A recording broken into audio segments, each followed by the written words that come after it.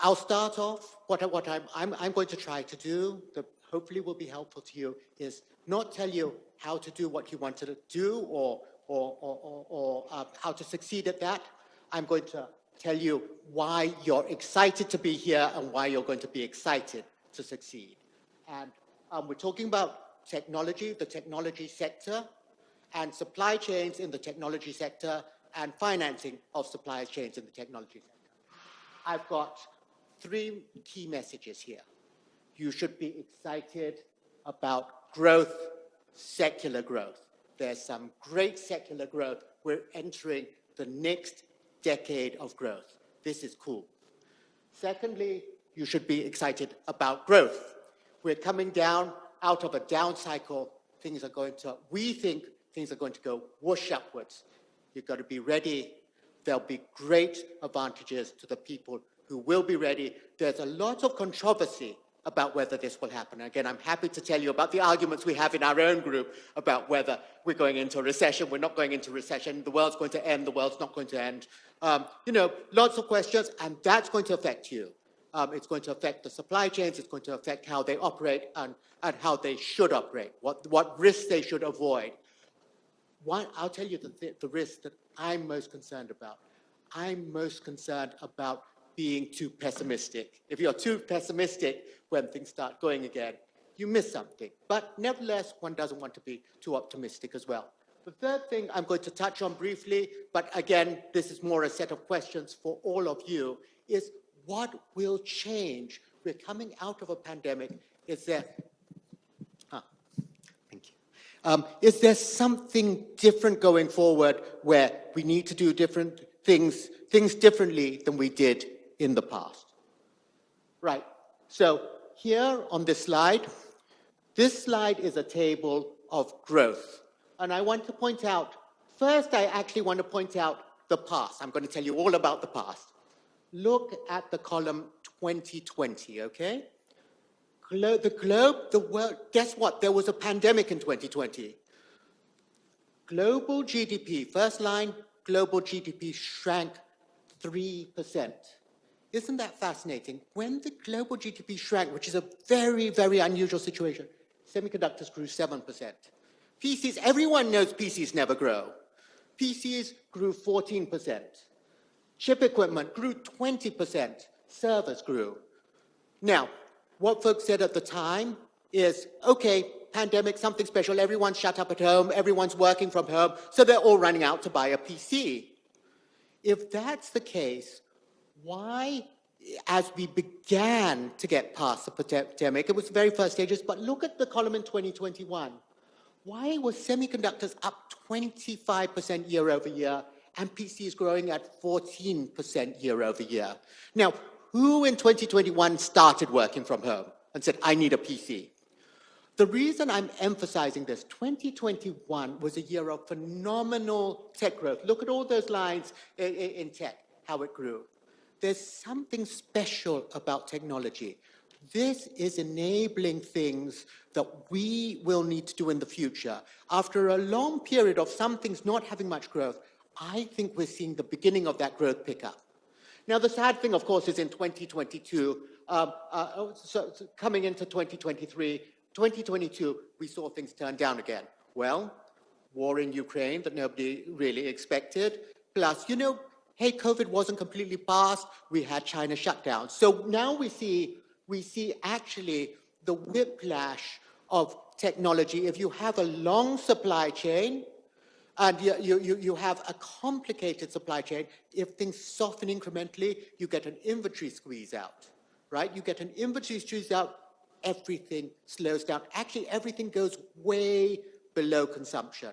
And that brings me to the 2 things that I started off saying. One, you've got this runway of great secular growth. And 2, you've got this bounce off the bottom of a deep bottom because you're way below consumption. Moving quickly now to 2023, look at all those negative numbers in 2023. Minus 12% on these are our projections, minus 12% on semis, minus 10% on PCs. But that is a full year thing. If you're coming from a low point, at some point you hit bottom and you start to come up again. And then you get back to growth in 2024. You want to be ready for growth in 2024. Let me pause for a moment and talk about actually this whole point about first inventory, but also secular growth. This is semiconductor foundry shipments, okay? Now, does everybody remember that there were shortages in 2021? Wow, there were these real big shortages second half 2021 and first half 2022 because, of course, supply was disrupted, right? We were in the midst of a pandemic. Have a look at that. Look at 2021 and 2022. What disruption in supply? Once again, we were going to record levels of chip production, and we had these big shortages. Underlying this, you can actually see the secular growth driving things. You're going to see this when we come up out of this downturn. That need for more stuff and the need for you guys to be able to handle the production of that stuff through a complicated cross-geographic series of steps to get to an end product. Okay, now a closer look at cycle. Have a look. Top graph is semiconductor, total global semiconductor sales. Bottom graph is year-over-year growth. All right? Now, here again, you see that big crater come down, right? We had nice growth. We're going to hit, in the next couple of months, we're going to hit minus 20% year-over-year semiconductor growth in dollars. What is shrinking in true terms in demand? Global GDP is sort of coming back. What is down 20% in reality? Nothing. And this is one of the things that's exciting about 2023, 2024. I'm going to say in a moment, nobody knows what the global economy is going to do. Higher interest rates, are we going to go into mild recession? Yes, no. Huge arguments amongst our economists. Economists tend to be a fairly miserable bunch of people, actually, as you guys probably know. They're always seeing the disaster around the corner. There's doubt, but this is the point. Why am I, despite all these arguments, why am I saying, wow, second half of 23, technology up, 2024 up over 23, because if you're here at consumption, and whether consumption's soft, a little bit strong, whether it comes down or not, if you're way down here in your production, way down here in your inventory correction, I don't care if in the near term consumption drops a little or rises a little. I'm coming way up off this bottom once my inventory clears. That's why in technology, more than any other segment of the global economy, you can see that bounce up. That things will bounce. The question is, do they keep bouncing after they've begun to come up? But there's quite a long runway. So you want to be prepared for the end of this inventory correction, and it's coming, and it's close. Now, of course, though, and again, very near and dear to all your hearts, I'm sure, is, but be careful about inventory, right? Inventory is at pretty high levels. There's an inventory correction. You don't want to be saddled with a whole lot of stuff you don't need immediately. I'm actually showing these graphs, and I'm going to say there's no point looking at inventory graphs, okay? They're always backwards looking. We try to do it. You guys know way better about inventory data of yourselves and your customers than trying to add together a whole bunch of companies' balance sheets. It never works. But nevertheless, very simply, inventory was high, it's coming down, it's going to bottom out and come up again. So that's the cyclical part. I'm going to, and again, I'm going to quickly touch on the secular part of it. I'm saying tech's really going to run for a long, long time, and I've just rattled off a whole lot of words that you're familiar with. AI, anyone tried to talk to ChatGPT recently? It's a really interesting program, and it's just such fun to talk to.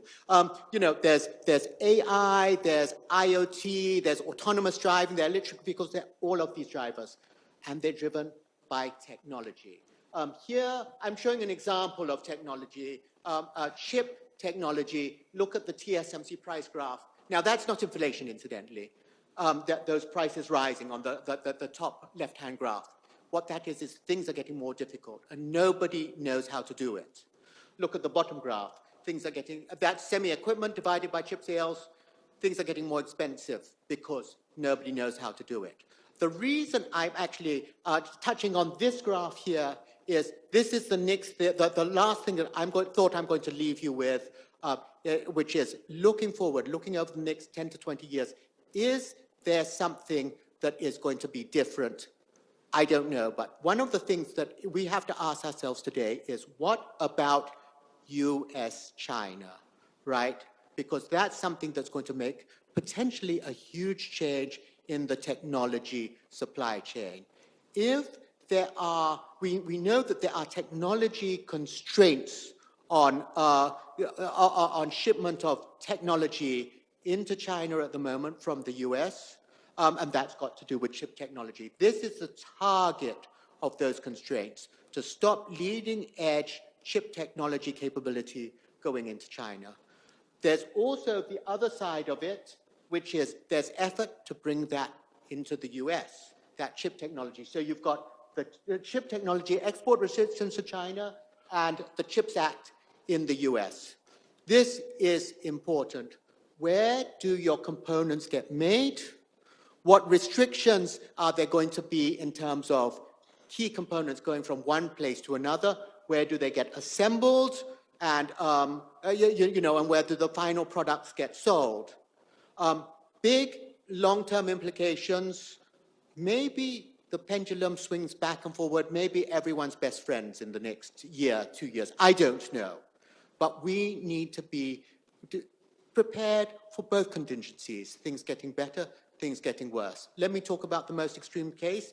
If things do escalate or just stay as they are, the world breaks into two in terms of the electronic supply chain, right?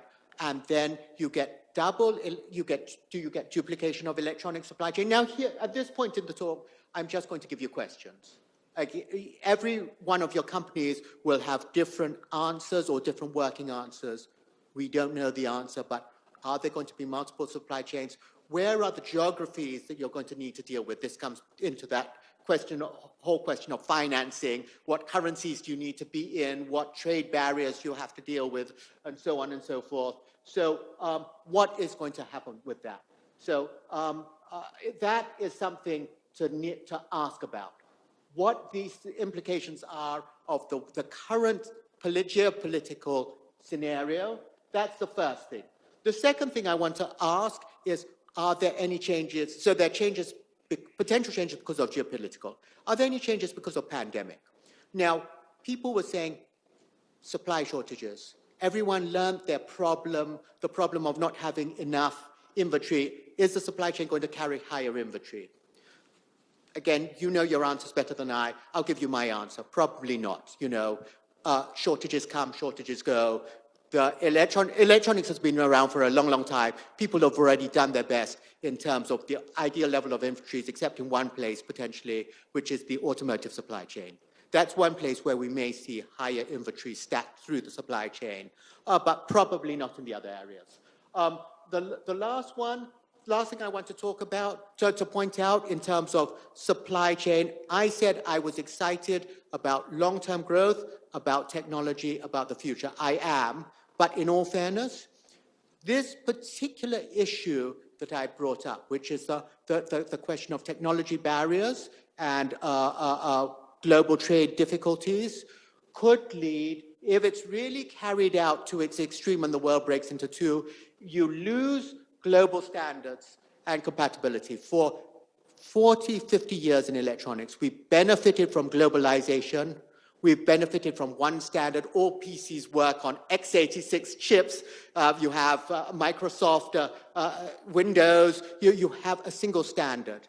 You lose that capability. You lose that benefit over time if truly you have more than one world. You lose cost benefits, and you potentially get hurt on growth, or you potentially have duplication, which is an opportunity for some companies. So I'm going to stop here and just repeat the key themes. We're coming out of the down cycle. Things will get better, and they'll get better quickly. There are lots of things to be excited about, but there are questions to be asked in the longer run about some of the not so wonderful things that are happening on the geopolitical front. So anyway, those are my thoughts, and now I'll hand it over to the people who actually know, and Ampi, who's going to moderate the real session.